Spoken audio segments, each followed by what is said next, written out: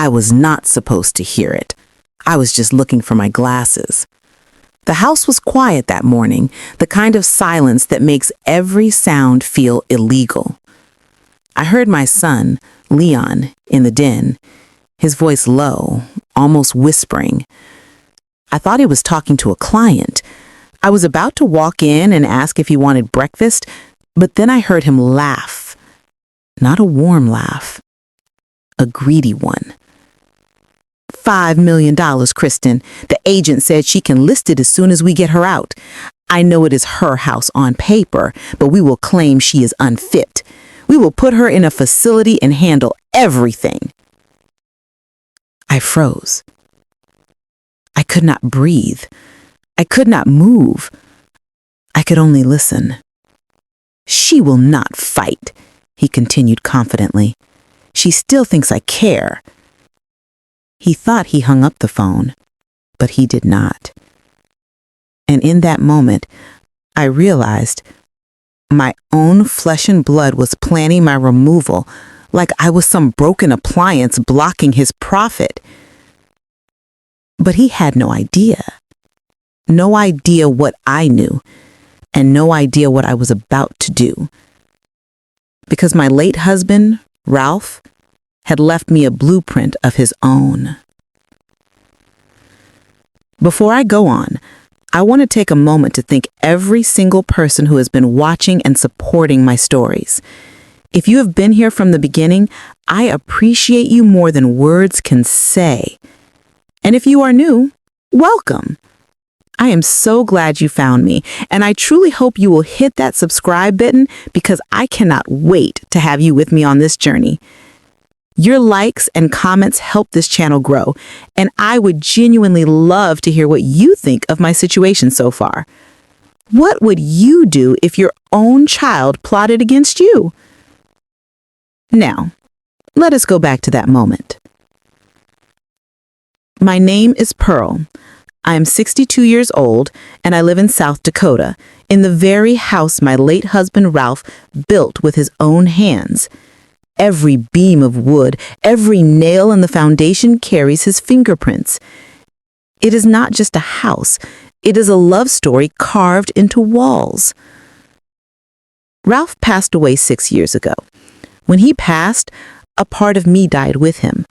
But I kept going because we had a son, Leon.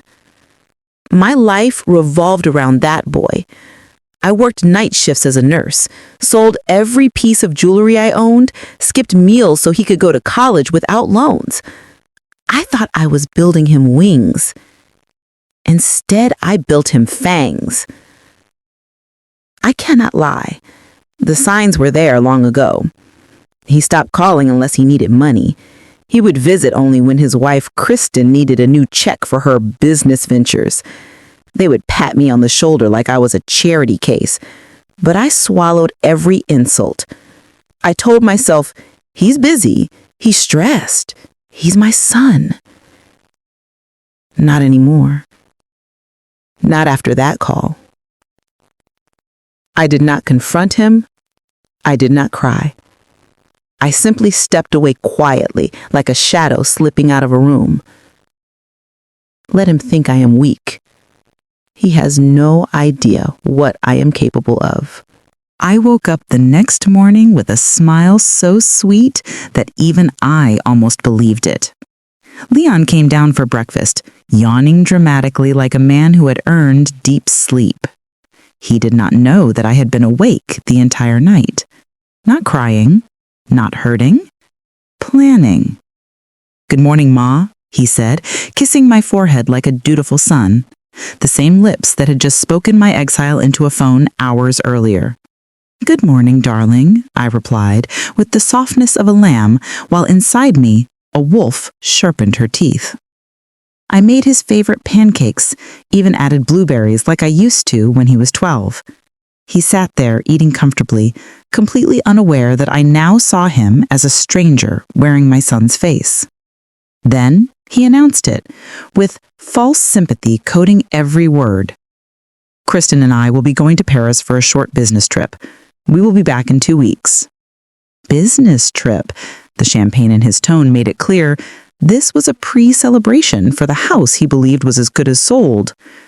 I clutched my chest dramatically and said, "Oh, how lovely.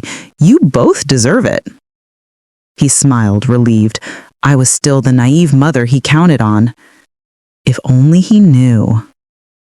The moment their car pulled away from the driveway, I grabbed Ralph's old metal box from under my bed, the one he told me never to open unless I felt alone in this world. Inside were two things: a sealed document and a handwritten note. The note read, "If Leon ever forgets who his mother is, give him a reminder he will never recover from. This house is not just yours. It is your fortress. Protect it." My hands trembled, not from fear, but from justice long overdue. The sealed document was even better. It was an alternate property deed, one that Ralph had quietly registered years ago. The house was not solely in my name. It was placed into a living trust with a successor beneficiary I had never revealed to anyone. Leon had no legal claim. Not now, not ever. But it was not enough to win. I needed him to lose. I drove straight to my lawyer, Mr. Aldridge, an old friend of Ralph's. He adjusted his glasses and frowned as I explained. "Are you certain you want to go through with this, Pearl?" "More certain than I have ever been of anything," I replied. We updated the trust. We drafted a legal warning notice. We placed a no trespassing clause with criminal consequences. And then I added something extra, something that would break Leon's ego the moment he read it. When I signed the final document, Mr. Aldridge smiled slowly. "It is done," he said. But he had no idea I had one final twist waiting in my pocket. 2 days later, while Leon was posting laughing photos from Paris holding champagne under the Eiffel Tower, I stood before my home, the sun setting behind it, reflecting orange against the walls Ralph built. I pressed my palm against the door and whispered, "Rest now, Ralph. I will handle the rest."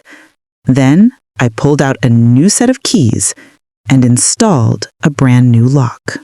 The sky was still dark when their car pulled into the driveway. I had been awake for hours, sitting silently in my rocking chair by the window, watching and waiting.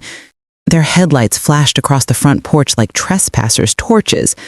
Leon stepped out first, dragging his suitcase carelessly onto the gravel. Kristen followed, wearing sunglasses even though the sun had not risen yet. Her perfume reached the air before her footsteps did, sharp, expensive, and offensive. They walked confidently toward the front door. Leon inserted his key. It did not turn. He frowned, tried again. Still nothing. He jiggled it harder, then slammed his palm against the door. "What the?" Kristen crossed her arms impatiently. "Just open it." "I am trying." He crouched down, inspecting the lock. His voice turned low and dangerous. "Someone changed it." Kristen scoffed. "Who? She does not even know how to use a microwave properly." He stood up, face twisting. Then he pulled out his phone and called me. I let it ring. 5 times, 10 times, 15. Then I declined it. He called again. I declined again. He began pounding on the door. "May, open the door. What is going on?" I did not answer. Instead, I watched as a silver sedan pulled up behind them. A courier stepped out holding a thick envelope. Delivery from Mr. Leon Carter. Leon took it, confused. He tore it open. The first page was simple: legal notice of property trust ownership revocation and trespass warning. He scanned the words quickly, his lips moving silently, until he reached the bolded line. "You are no longer authorized to enter this property. Any attempt to do so will result in immediate police action." His face went pale. Kristen snatched the document from his hand and read the next section aloud mockingly. "Failure to comply will result in full restraining order and public record of elder exploitation." Her laughter disappeared halfway through the sentence. Leon was shaking now. "This is a joke. This has to be a joke." He called my name again, not with anger this time, but with fear. May, please, we can talk about this. I stepped away from the window. For the first time in my life, I did not feel like the mother begging for love. I felt like the storm they never saw coming. I did not open the door because I knew the next thing they would see would not be me. The next morning, I did not hide. I waited for them on the porch. Leon and Kristen were slumped in their car, looking like two thieves who had been caught before the crime was even committed. When they saw me step outside, they jumped out quickly, desperation replacing arrogance. Leon approached first, hands raised like a man surrendering. "Ma, please, let us talk." I stared at him calmly. "About what? The $5 million you were gonna make from my grave?" His mouth opened, but nothing came out. I did not shout. I did not cry. My voice was steady. "I heard everything, Leon, every word. You were ready to lock me away like trash, just so you could turn these walls into cash." Kristen stepped forward, forcing a soft smile. "Pearl, maybe you misunderstood." I cut her off with a glare sharp enough to slice glass. "I may be old, but I am not stupid, and I am definitely not alone." Leon frowned. "What does that mean?" I handed him a second document. He scanned it slowly, then his eyes widened. It was Ralph's final testament addendum. The house was now under a protected trust, inaccessible to him. But the real twist? All future property and remaining funds were to go directly to my grandchildren. Not to Leon, not to Kristen, only to the children they had mocked me for wanting. Leon's voice cracked. "But we do not even—" "Exactly," I replied. "You have nothing. And until you grow into a man worthy of being a father, you will continue to have nothing." Kristen's face twisted in disgust. "Well, then I am not staying with a useless man with no property." She grabbed her suitcase and stormed toward a rideshare car, not even looking back. Leon stood frozen, abandoned not just by his wife, but by his own reflection. He fell to his knees. "Ma, please, I am sorry." I watched him sob, and for a moment, my heart ached. But then I remembered every birthday he skipped, every phone call ignored, every dollar taken, every plan made to bury me alive inside a hospital bed. I knelt beside him, not to comfort, but to deliver the last lesson. Betrayal hurts worst when it comes from the one you bled for. You did this, not me.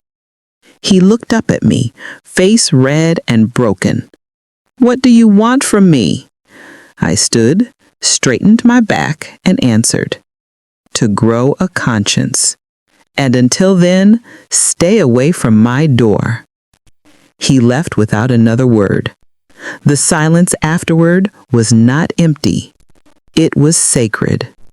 I sat back in my rocking chair, watching the sun rise over the house Ralph built, our fortress of love and legacy.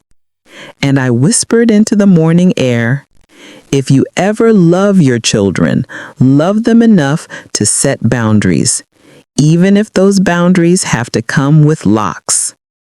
What about you? If you were in my position, would you have shown him mercy, or would you have done worse? Let me know down in the comments. Do not forget to like this video and subscribe if you want more real stories like this, because I am not done talking. I am just getting started.